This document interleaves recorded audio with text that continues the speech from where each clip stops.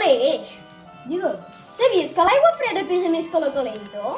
Però què dius? L'aigua és l'aigua, tant si és freda com calenta. D'on has tret tu això? Però si ho vaig llegir a la revista de l'institut. Nois, escolteu què diu. Diu que l'aigua freda pesa més que l'aigua calenta. Això és Vai, impossible. Rumors. Vale. Comprovem-ho! Hola, nosaltres som un grup de científics de primer d'ESO de l'Institut Vall de Llemana. Nosaltres som en Cesc Coromina, en Genís Pujola, la Paula José i la Mar Riassol. I jo em dic Aleix. I ara us realitzarem un experiment per demostrar si l'aigua freda puja o baixa o si l'aigua calenta puja o baixa. Aquí hi ha aigua freda i abocarem colorant blau.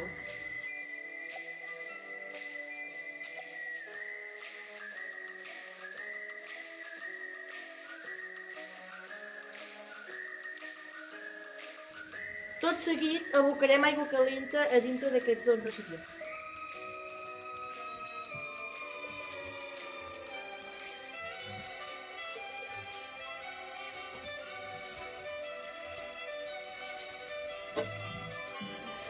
A continuació posarem colorant vermell als dos recipients d'aigua calenta.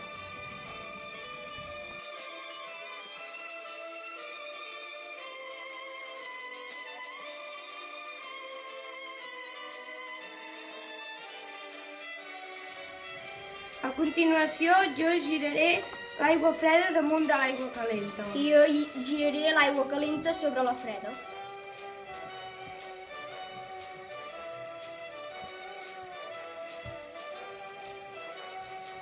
A continuació traurem els plàstics i veurem què passa.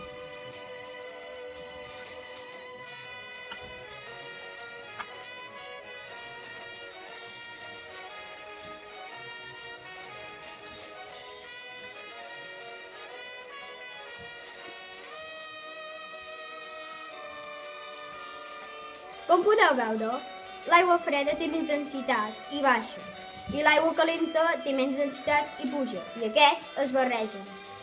Com podeu veure, aquests dos recipients estan en un ordre correcte. Vol dir que no es barregen. En funció de l'experiment que acabem de realitzar, us llancem un repte. Si estiguéssiu en una piscina d'aigua freda i en una piscina d'aigua calenta, quina creus que flotaríeu més? Si sabeu la resposta, escriviu a ingelavall@xtec.cat.